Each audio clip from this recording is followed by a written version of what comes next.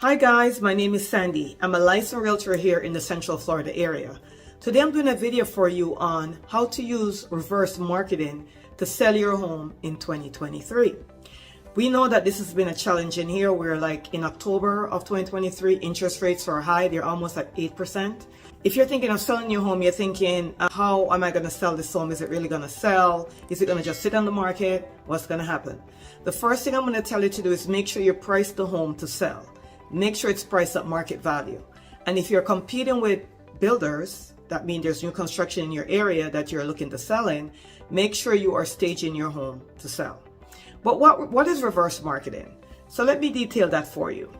Reverse marketing is where you're selling your home and you have a lot of interest. You have people looking at your home, but nobody's making an offer. They come, they take a look at the home, they like the home, they ask questions about the home, but you have not gotten an offer as of yet. What do you do?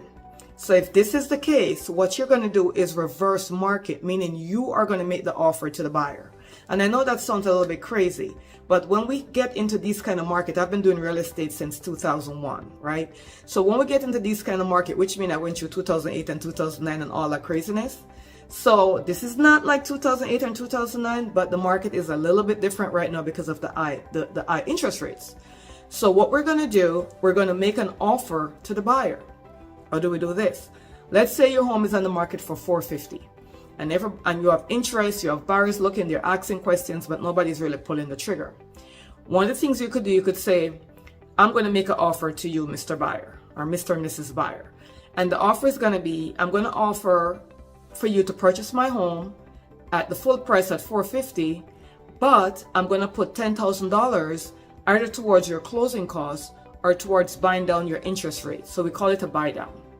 And a lot of builders are doing this to sell their home because builders are in the market to build and sell homes. They're not in the market to build the homes and have it sit on them. So they're going to do every creative thing they could come up with to sell the home. You want to follow the same thing if you really have to sell. If you don't really have to sell, you can always wait and chill and do your little thing. But if you have to sell, if you have a life event like a divorce, somebody died in your family, you're looking to upsize, downsize, you're relocating, you have to sell, then you could do reverse marketing and you could offer the buyer an offer for your home. So it's in reverse. And you're only doing this to the buyers who came in your home, who have interest in your home, who asked a lot of questions, but they just didn't make an offer.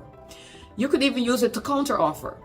Let's say you're selling a home again for $450 and the buyer made an offer of $420 or $410 or something like that. You could reverse market it and say, okay, you make an offer at $410. Here's what I'm going to do. I'm going to counter you at $430 and I'm going to give you a $10,000 credit that you could use either towards your closing costs or either towards buying down your mortgage. And the reason why you don't want to just tell them, you don't want to be specific in, I'm giving you $10,000 towards your closing costs or $10,000 towards buying your mortgage, because you know what their specific situation is. Only their lender knows that. So they could go back to the lender and say, hey, I'm buying a home and the seller is giving me a $10,000 credit towards my closing costs or towards buying on my interest rate, which makes better sense for me in my financing. Based upon the financing that you're doing for me, Mr. Lender, which one should I take? It doesn't really matter because you're still going to give them a $10,000 credit, but they will then have the ability or they have the option to use it the best way possible. So the interest rate buy down operates in two different ways. You could do a temporary buy down or you could do a permanent buy down. I'm also a lender. I'm a licensed mortgage originator myself. So you could do a temporary or permanent. The temporary is something like, it could be a 3-2-1, which means you pay the lowest. Let's say the interest rate is really 8%. So a 3-2-1 could look like you have 5% in the first year. It goes down to 3% and then it goes down to 1%. Or vice versa. So there's different ways, scenarios of bringing down.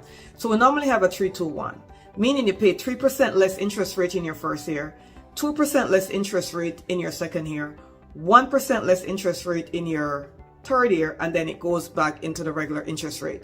But the interest rate will be given at the time of the purchase. So a 3-2-1 means you have, let's say it's 8%, you're at 8%. So in year one, you're going to pay 3% less, which would be 5% in year one.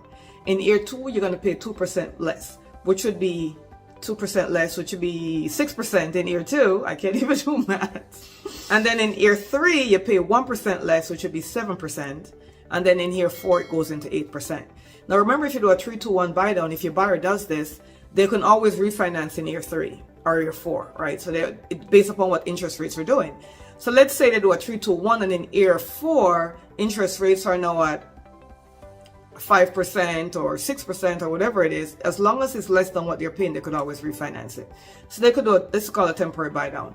A permanent buy down is where you're buying down the interest rate for the life of the loan. So most loans are 30 years, right? So that means you're buying down the interest rate for the life of that loan. So if it's at 8% and you're able to buy it down to 7.5 or 7 or something like that, then the buyer could use that towards buying down their interest rate. This also goes for you if you're thinking of selling, if you're thinking of buying. So if you're selling your home to buy another home and you're like, I don't know, because if I sell this home, I may not be able to afford to buy another home. That's something you could also look into, and that's something you could also ask the seller to do when you are buying another home after selling yours, right? So a buy down, whether it be temporary buy down or permanent buy down, is great. The temporary buy down is cheaper to do because it's not the lifelong of the loan, the length of the loan, right? The 30 years of the loan. So it's a little bit cheaper to get a 3-2-1 buy down as opposed to a permanent buy down. But then this is what we do in reverse marketing. So in this particular market, what we're doing for our clients is we're just being creative in the way we market their home. So if we have a client that was getting a lot of showings on their home and a lot of interest and nobody was making an offer, we would then encourage our seller to say, hey, let's do reverse marketing. Let's go to the buyers that had interest or were asking questions or that really like the home.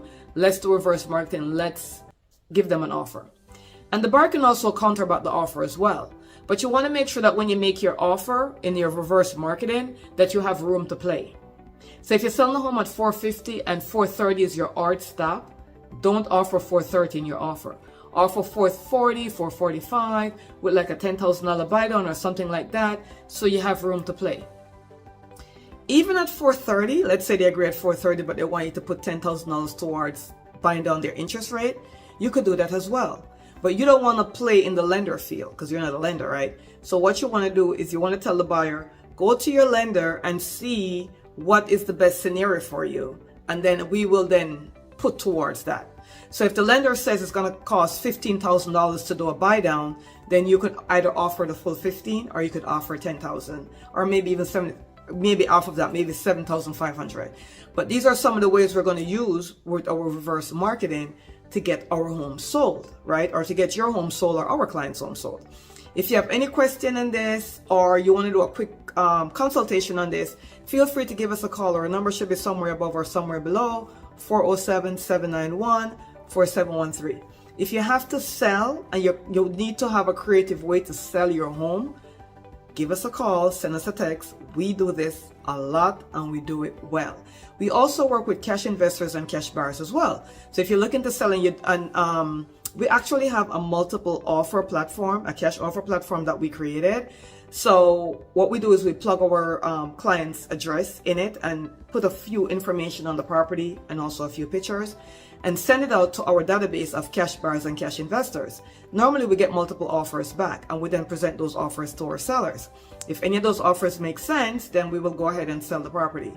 If not, we'll then market it to our end buyer, and the end buyer is going to be the finance buyer. Thank you so much for watching this video. Remember to follow us and to click on the little bell so you're notified every time we have a new video that's posted on YouTube. And again, we offer free consultations. We could even do a complimentary Zoom meeting with you just to go over what some of your options might be. No pressure. All we do is consult and then you make the decision as to what's best for you or what direction you want to go. All our clients will tell you that's how we operate. Thank you so much. Have a great one. See you on the next video.